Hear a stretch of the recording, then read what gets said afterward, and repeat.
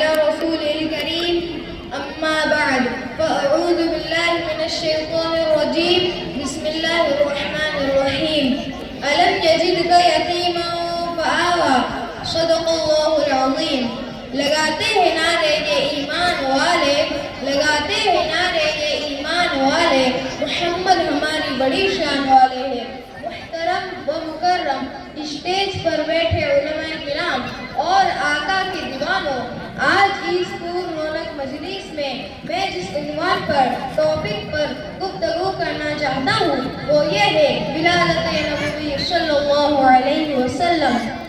امت محمدیہ کے دیوانوں، میں اور آپ اس حقیقت کو بخوبی جانتے ہیں کہ رب کائنات نے امام کائنات کو اس دنیا میں یتیمی کی حالت میں پیدا فرمایا تاکہ ساری دنیا والوں کو معلوم ہو جائے کہ میرا نبی اپنے رب کے سوا کسی کے سہارے کا محتاج نہ رہے، بلکہ بچپن سے ہی اس یتیم کی تربیت خود وہ ذات باری کرے گی جس نے اس کے سر پر تاج نبوت ڈالا ہے۔ کسی نے کیا خوب کہا ہے، سائے پسند آئے نہ پروردگار کو، سائے پسند آئے نہ پروردگار کو، بے سایہ کر دیا اس نے سائے دار کو۔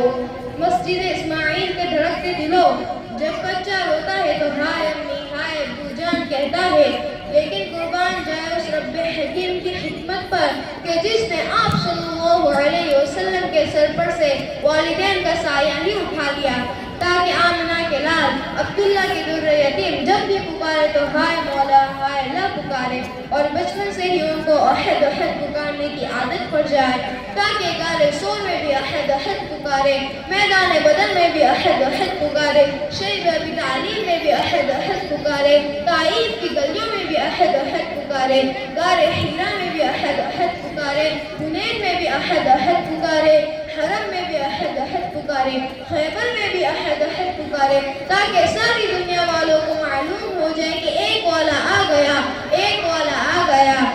نور محمدی کے مہکتے پھولوں، جس طرح بادل کی گرج بارش کے آنے کی خبر دیتی ہے،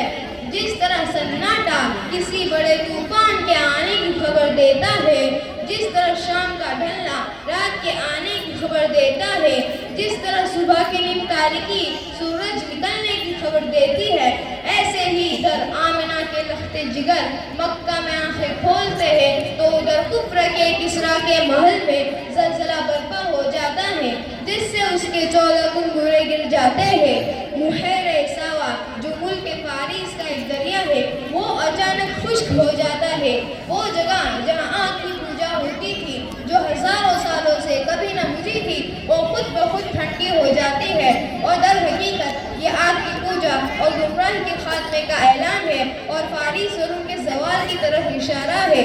چمن یاسین کے پھولوں، معاشرے کا دستور ہے کہ جب بھی کسی کے گھر بچہ پیدا ہوتا ہے تو ہر برادری مبارکباد دیتی ہے، سوسائٹی اور محلے والے مبارکباد دیتے ہیں، رشتہ دار اور دوست مبارکباد دیتے ہیں، لیکن قربان جائے اس در یتیم پر کہ آپ صلی اللہ علیہ وسلم کو فرشتے مبارکباد پیش کر رہے ہیں، حوریں مبارکباد پیش کر رہی ہے، آسمان مبارکباد پیش کر رہا ہے، زمین مبارکباد پیش کر رہی ہے، چاند مبارکباد پیش کر رہا ہے، ستارے مبارکباد پیش کر رہے ہیں، اور زبان حال سے کہہ رہے ہیں سلام آمنہ کے لال اے محبوب سبحانی، سلام فخر موجودات فکر نوع انسانی۔ ایک کالی کپڑی کے عاشقوں،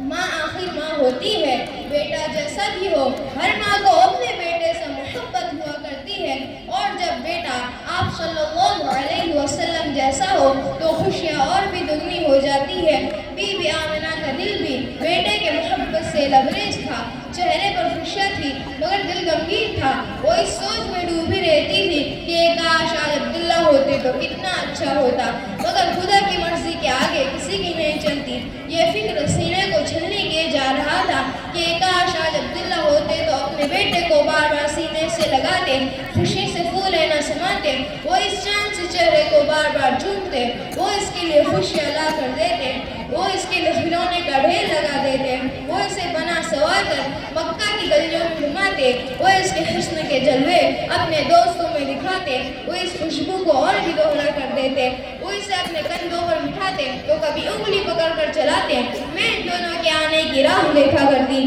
مگر اب کون اسے کھلونے نہ کر دے گا؟ اب کون اسے مکہ کی گلیوں میں گھمائے گا؟ اب کون اس یتیم کا سہارا بنے گا؟ تبھی عرش سے آواز آتی ہے، اے آمنہ فکر نہ کر، اس کا فکر کرنے والا موجود ہے. لب پر بہت سے سوالات گردش کیے جا رہے ہیں کہ اب کون اسے پیار کرے گا؟ اب کون اسے کندھوں پر بٹھائے گا؟ اب کون اسے مکہ کی گلیوں میں گھمائے گا؟ اب کون اس یتیم کا سہارا بنے گا؟